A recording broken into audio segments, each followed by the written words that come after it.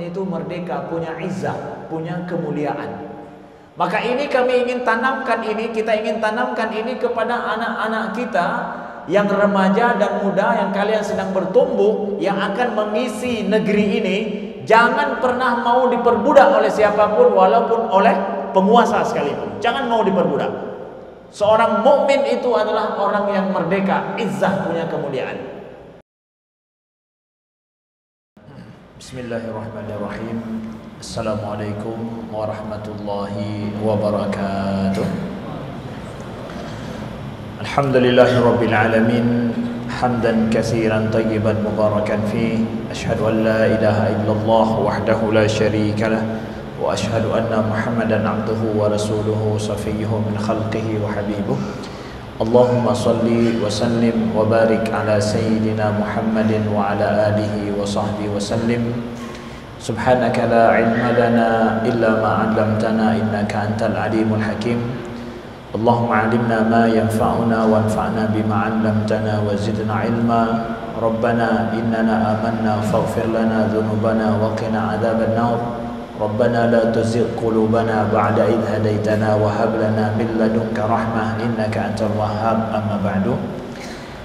Para hadirin dan hadirat, muslimin dan muslimat, ahibati fillah, saudaraku seiman dan seakhidah yang Allah muliakan, Allah sayangi dan Allah rahmati selalu. Alhamdulillah, Allah izinkan kita berjumpa kembali, melanjutkan kajian kita, sambil kita duduk i'tikaf sejenak di masjid dari maghrib sampai isya, serta kita meniatkan untuk menunggu solat isya berjamaah bersama. Sekaligus kita sama-sama kami mengajak meniatkan untuk menuntut ilmu. InsyaAllah sejenak waktu dan kesempatan kita bersama di sini Allah tuliskan sebagai bagian dari amal ibadah kita pada Allah Subhanahu wa taala. Amin. Amin ya rabbal alamin. Kami mengangkat tema tentang apa yang sama-sama kita merasakan saat ini dalam menyongsong hari kemerdekaan Republik Indonesia tahun 2024 ini, yaitu hari kemerdekaan kita yang ke-79 ya. 79 tahun kalau diambil dari tahun 1945. Maka dari sini kami ingin mengajak terkhusus adalah kawan-kawan muda kita, anak-anak muda, anak-anak milenial serta Gen Z, untuk sejenak mari sama-sama kita melihat atas dasar kemerdekaan ini, bagaimana kita memaknai kemerdekaan negeri kita dan bagaimana Islam dulu mengajarkan makna kemerdekaan ini. Sekarang kita dalam memperingati 17 Agustus setiap tahun diajak untuk mengenang masa bebasnya negara kita dari penjajahan Belanda zaman dulu. Dari penjajahan zaman dulu, kita mengenang ada romantisme kita terhadap masa lalu di mana lepas daripada penjajahan ada kepahlawanan di sana, ada penjajahan dan ada nilai kepahlawanan yang luar biasa, sehingga negara kita terbebas daripada jajahan tersebut. Sehingga setiap tahun kita mengenang makna kemerdekaan itu adalah merdeka dari penjajah yang sudah hampir 79 tahun yang lalu atau bahkan lebih. Mengapa kita tidak diajarkan dalam kita mengenang kemerdekaan ini setiap tahunnya adalah kita tahun ini merdeka dari apa? Kita ini sampai tahun ini sudah merdeka dari apa dan belum merdeka dari apa? Kenapa makna kemerdekaan yang hanya nampak sama kita atau yang dikenang hanya merdeka daripada penjajahan? Kenapa tidak ada kemerdekaan lain yang kita banggakan, yang kita rayakan sampai tahun ini? Kita sudah merdeka dari apa? Jadi dari tahun ke tahun kita mengisi kemerdekaan daripada penjajah ini, sampai tahun ini kita sudah muda saat ini, kita sudah dewasa saat ini, kawan-kawan sudah dewasa saat ini. Kemerdekaan dari apa yang belum tercapai dan apa yang sudah tercapai? Semestinya ini menjadi perenungan kita bersama. Maka dari sini kami ingin sampaikan kepada kita semua bahwa di dalam Islam nilai kemerdekaan itu adalah merupakan inti ajaran Islam yang ditanamkan di dalam pribadi orang-orang mukmin, yang diajarkan oleh Al-Quran dan dalam sunnah Nabi SAW, sehingga pribadi orang mukmin pada dasarnya adalah pribadi-pribadi yang merdeka, yang dia tidak akan pernah mampu menerima segala bentuk penjajahan, baik material ataupun moral sifatnya, baik fisik atau psikis. Nah, ulama Islam kita tahu telah memetakan maqasid syariah itu. Maqasid syariah itu ada 5, ya. Secara umum jumhur para ulama Islam memetakan bahwa syariat Islam ini datang untuk menjaga, yang pertama hifdzuddin, menjaga agama, menjaga ibadah. Yang kedua hifdzul aql, untuk menjaga akal. Kemudian hifdzun nasab, ya. Hifdzul mal, hifdzul arad, ya, untuk menjaga harta, menjaga nasab. Begitu juga adalah untuk menjaga kehormatan seseorang. Seorang ulama kontemporer, yaitu Imam Ibnu Ashur, Tahir Ibnu Ashur, beliau menambahkan 2 maqasid syariah lagi di samping dari 5 maqasid syariah ini. Kata beliau apa lagi? Yang ke-6 dan ke-7 itu adalah al-hurriyah wal adl, yaitu kemerdekaan dan keadilan.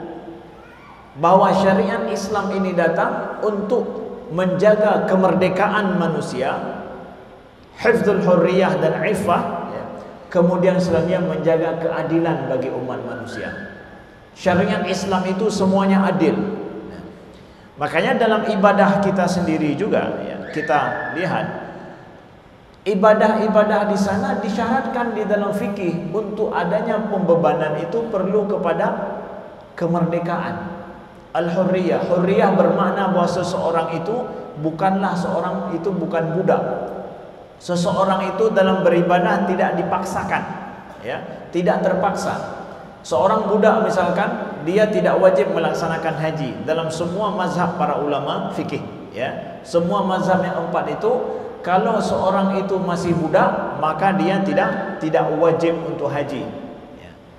Nilai kemerdekaan itu yang menjadikan dia wajib untuk beribadah. Maka tidak wajib ibadah seseorang kadang dalam ibadah tertentu di dalam Islam kalau dia masih belum merdeka, masih diperbudak, ya, belum memiliki kebebasan dalam hidupnya untuk menentukan apa yang dia inginkan, ya. Itu tidak wajib haji di dalam Islam bagi seseorang itu, karena dia belum merdeka, belum bebas, belum memiliki kebebasan.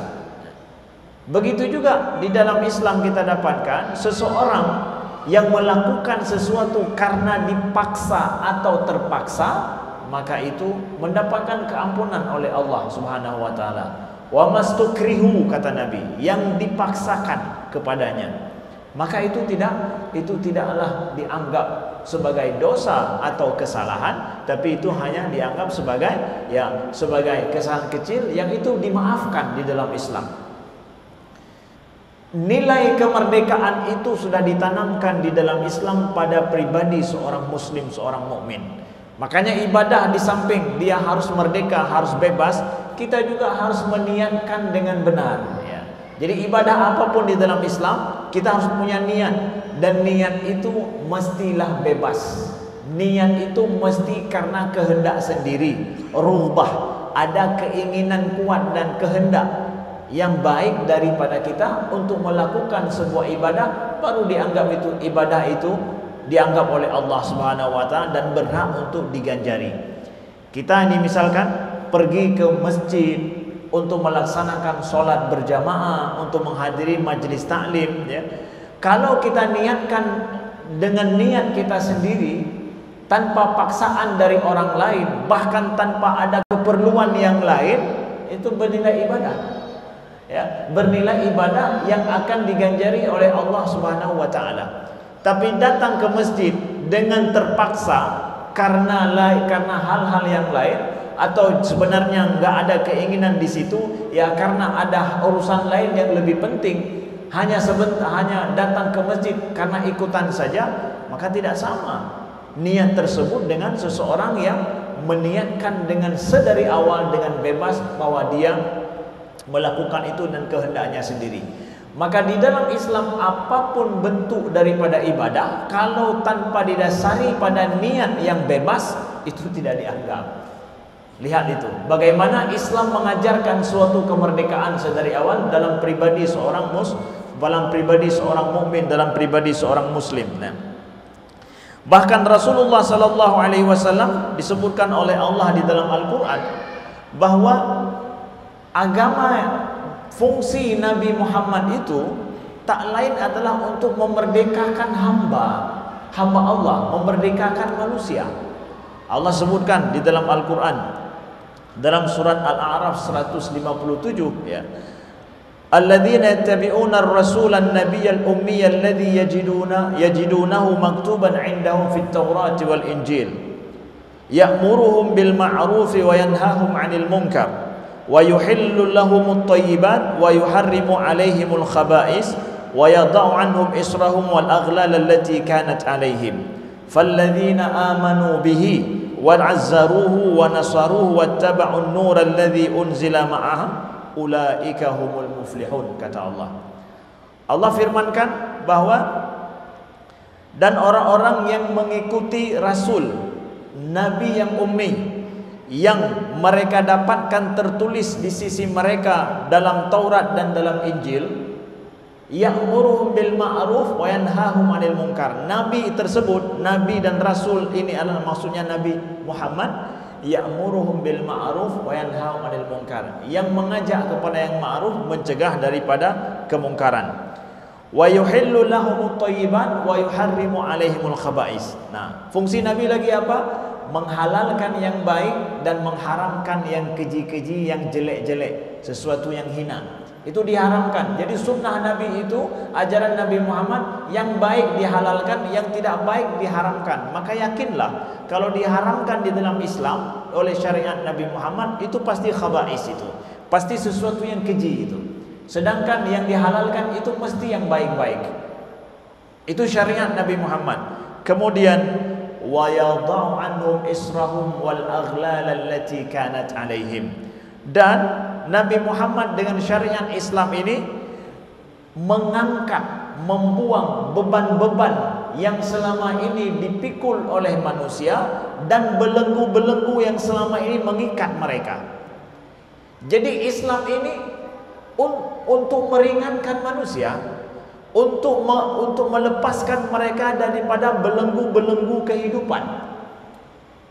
Kita harus tahu bahwa syariat Nabi Muhammad SAW dan syariat Islam ini itu adalah untuk memerdekakan manusia menjadi hamba Tuhan, tidak menjadi hamba siapapun.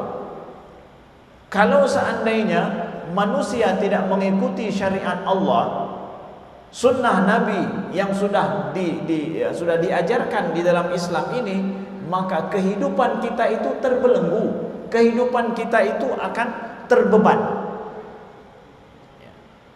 Bayangkan ketika misalkan di dalam Islam diharamkan untuk mencuri, diharamkan mencuri, dan orang yang mencuri itu dihukum, hukumannya bahkan sampai potong tangan. Itu apa artinya? Islam menjaga harta kita supaya dia tidak hilang dan kita bebas memiliki dan aman. Tidak ada pencuri sama sekali. Karena apa? Hukumannya yang mencuri potong tangan. Ya, hukumannya berat. Artinya itu menjaga kebebasan kita untuk memiliki apapun. Mau taruh dimanapun tidak masalah. Nggak jaga nggak masalah, nggak dijaga, biarkan saja.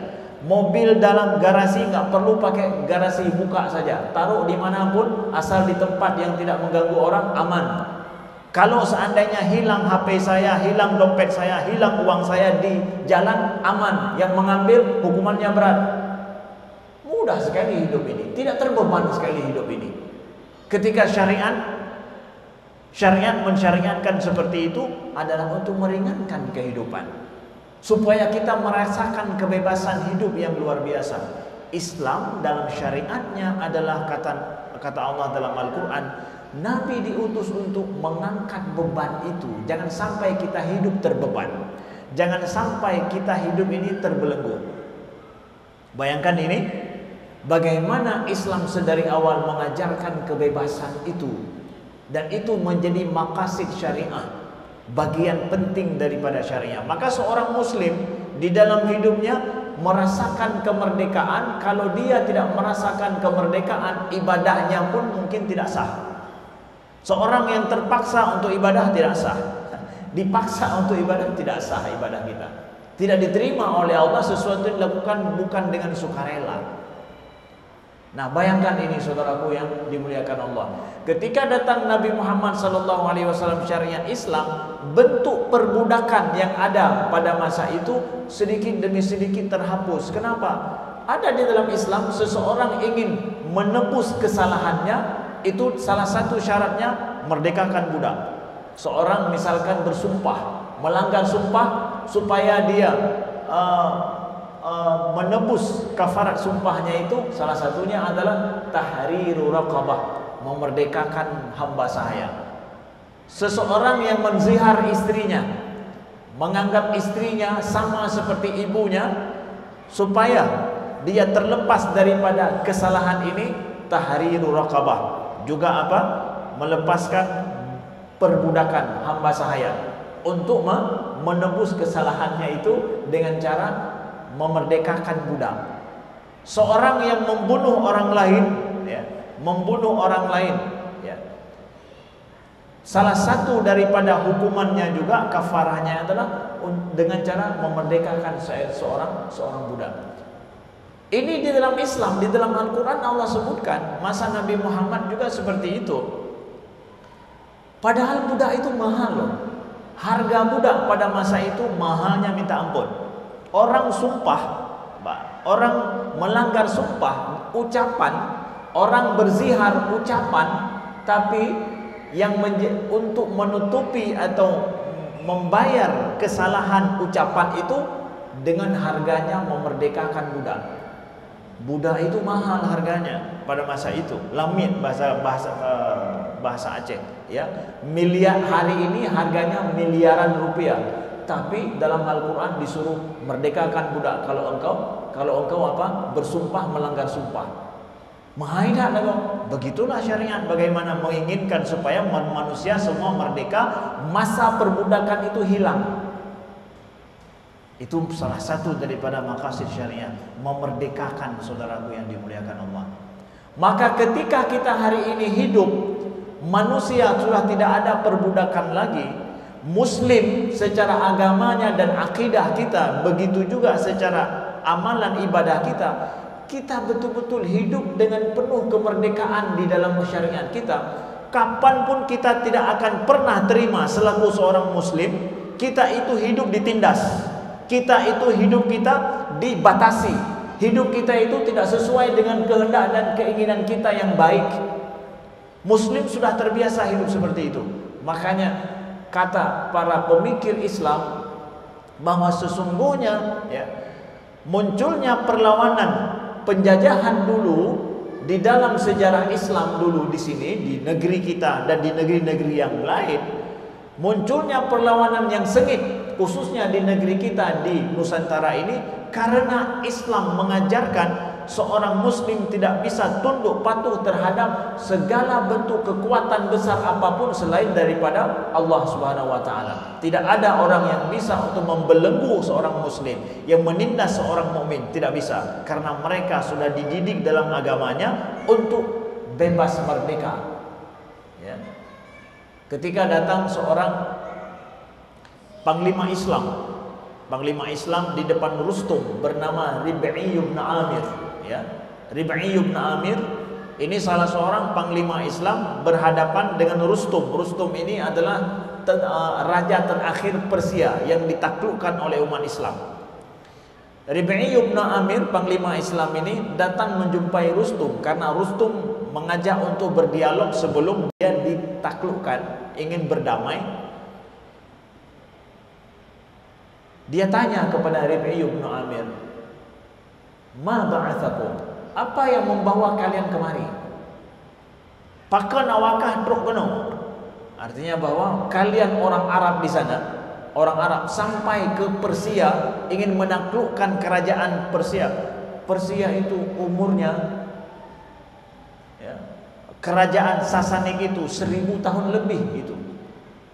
Ya, 1000 tahun lebih kerajaan Sasani atau apa namanya peradaban Sasani Persia itu 1000 tahun lebih.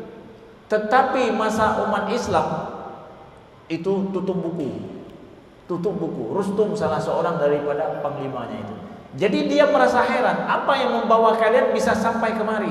Sampai kemari itu bukan berarti sampai ke pintu saja, bahwa hadarah peradaban Islam berjaya itu sampai bisa menutup buku kejayaan daripada peradaban Sasaniyah ini ataupun Persia. Saudara yang dimuliakan. Jadi dia bertanya, apa yang membawa kalian sampai kemari? Bukan apa yang dijawab oleh Rib'i bin Amir. Allah ibta'athana an nukhrijal ibad min ibadatil ibad ila ibadati rabbil ibad. Yang membawa kami sampai kemari bukan tombak kami yang kuat, bukan pedang kami yang banyak, bukan artileri kami yang hebat. Tapi apa juga kata Rib'i bin Amir? Allah yang mengutus kami untuk mengeluarkan manusia dari penghambaan manusia terhadap manusia kepada penghambaan mereka kepada Allah. Itu yang membawa kami sampai kemari, untuk membebaskan manusia dari diperhamba oleh manusia, diperbudak oleh manusia, menjadi hamba Allah yang merdeka. Min juril adyan ila adil Islam. Kemudian yang membawa kami sampai kemari menaklukkan peradaban ini apa?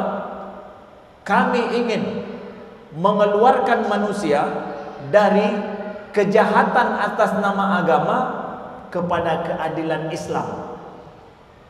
Agama sebelum datangnya Islam adalah agama yang menyiksa manusia dengan berbagai macam model agama pada saat itu kepada keadilan Islam, penuh dengan keadilan Islam. Kemudian dari apa lagi? Kami sampai kemari, kata Rib'i bin Amir, min dhaiqid dunya ila si'atil akhirah. Kami ingin mengajak manusia dari sempitnya hidup di dunia ini kepada luasnya akhirat. Kami ingin memberitahu semua manusia bahwa inilah Islam dan inilah yang membawa kami sampai kemari. Tutup buku peradaban Persia di depan umat Islam yang semangatnya ini tidak untuk memperhamba manusia. Islam ini dan Muslim yang berkuasa tidak untuk memperhamba orang lain, tidak, tapi memerdekakan dia dan jadi dia menjadi hamba Allah semata, bukan menjadi hamba manusia. Contoh konkretnya lagi di dalam Islam kita lihat masa kekhalifahan Umar bin Khattab radhiyallahu anhu, ya, masa kekhalifahan Umar bin Khattab. Ketika Umar bin Khattab berkuasa menjadi Amirul Mukminin, Mesir itu berhasil ditaklukkan setelah Persia, ya. Mesir juga ditaklukkan, bayangkan itu, ya. Hanya berapa tidak sampai 10 tahun setelah Nabi wafat, ya. Mesir ditaklukkan yang pada saat itu di bawah kekuasaan Romawi. Siapa yang menjadi penguasa pertama Mesir? Yaitu Amr bin al-As. Amr bin al-As dititahkan oleh Umar menjadi penguasa Mesir. Nah, kejadiannya adalah ketika Amr bin al-As berkuasa di sana, Amr bin al-As punya seorang anak. Anak beliau ini berkawan dengan anak Koptik, artinya anak orang Mesir asli, yaitu orang Kipti. Orang Mesir asli itu orang Kipti. Orang Kipti ini agamanya agama Nasraniyah dia.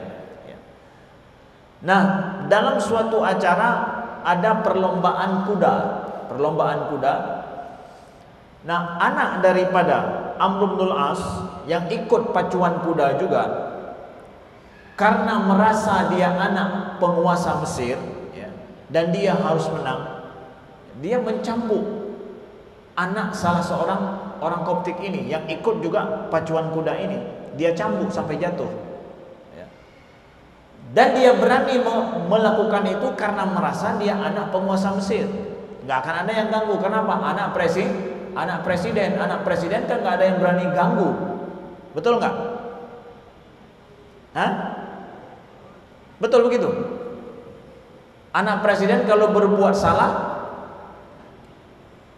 undang-undangnya yang disalahkan, ya, bukan anak presidennya yang disalahkan, gitu ya, undang-undangnya. Nah, ini kita lihat ketika diketahui oleh ayah daripada si anak ini, perlakuan daripada anak Amr bin As terhadap anaknya yang dianggap ini perbuatan tidak adil, zalim gitu ya. Ayah si anak ini merasa tidak bisa menuntut sama Amr bin As. Dia akhirnya pergi ke siapa? Ke Amirul Mukminin Umar bin Khattab, ke Madinah.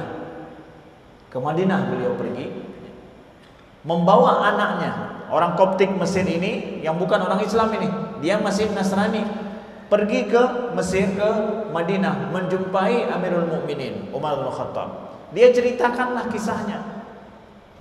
Setelah diceritakan kisah itu, Umar bin Khattab tidak memberikan keputusan dulu. Beliau karena menganggap ini sengketa, maka beliau meminta Amr bin As untuk pergi ke Madinah dan bawa anaknya juga. Karena apa? Ini ada dakwaan terhadap dia, ya. Lalu diundanglah Amr bin As bersama dengan anaknya juga ke Madinah.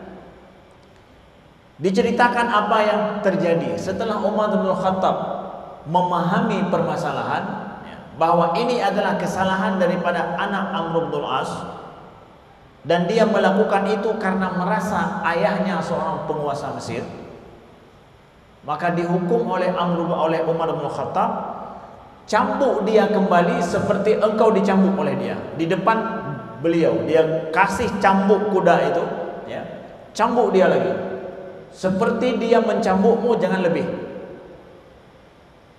Disuruhlah cambuk anak Amr bin As di depan Amirul Mukminin Umar bin Khattab radhiyallahu anhu. Sejumlah cambukan yang dirasakan oleh dia dan dilakukan di situ.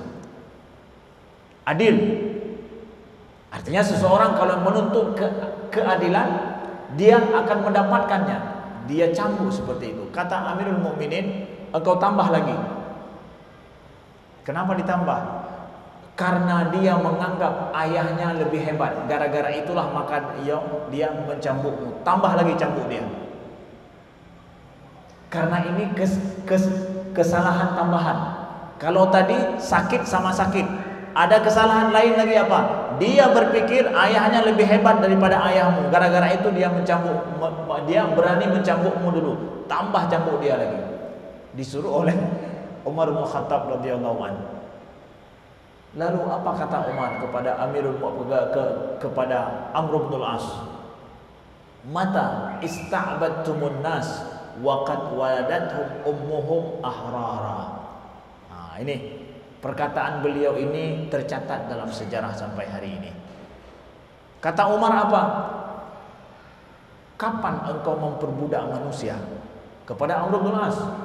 Kapan engkau memperbudak manusia sedangkan mereka telah dilahirkan oleh ibunda mereka ahrara, sebagai seorang yang merdeka? Kenapa engkau perbudak mereka? Nah, ini konklusinya.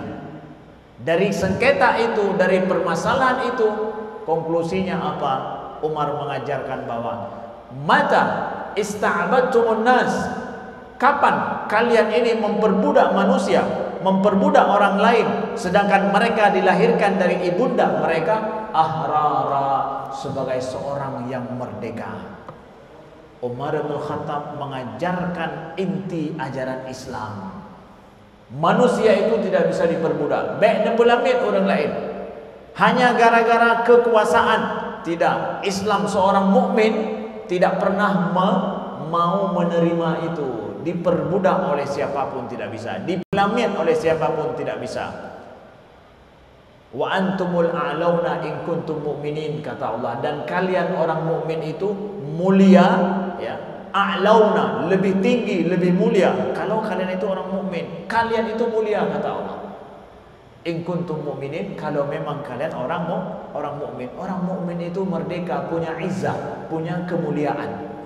Maka ini kami ingin tanamkan ini, kita ingin tanamkan ini kepada anak-anak kita yang remaja dan muda, yang kalian sedang bertumbuh, yang akan mengisi negeri ini. Jangan pernah mau diperbudak oleh siapapun, walaupun oleh penguasa sekalipun. Jangan mau diperbudak. Seorang mukmin itu adalah orang yang merdeka, izzah, punya kemuliaan. Siapapun penguasa, tidak bisa dia memperbudak rakyatnya. Siapapun dia penguasa, dia tidak akan bisa memperbudak rakyatnya yang orang mukmin, hamba Allah Subhanahu wa taala.